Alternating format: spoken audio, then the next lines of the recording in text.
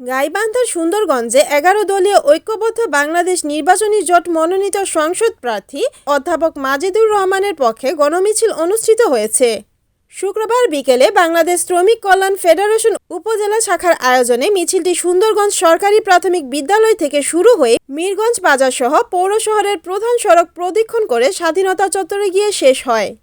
সেখানে একটি সংক্ষিপ্ত সমাবেশ অনুষ্ঠিত হয়।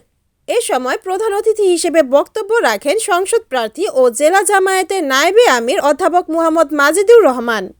উপজেলা শ্রমিক কল্যাণ ফেডারেশনের সভাপতি অধ্যাপক বদরুল আমিনের সভাপতিত্বে এ সময় বক্তব্য রাখেন উপজেলা জামায়াতের আমির শহীদুল ইসলাম সরকার মঞ্জু, বিশিষ্ট শিল্পপতি ও শ্রমিক নেতা নওশের আলী, সাবেক উপজেলা ভাইস চেয়ারম্যান আবু সোলাইমান সরকার সাজা, জেলা এলডিপির আহ্বায়ক শরীফুল ইসলাম, উপজেলা এবি পার্টির আহ্বায়ক তাজুল ইসলাম, মাটিকাটা শ্রমিক ফেডারেশনের সভাপতি গোলাম হোসেন, শ্রীপুর ইউনিয়ন সভাপতি ঈসা মোহাম্মদ আব্দুর রশিদ।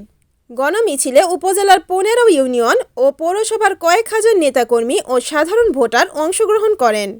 আমরা সুন্দরগঞ্জ পৌরবাসীকে বলবো, এই পৌরসভাকে কি মডেল পৌরসভা বানাবো ইনশাআল্লাহ।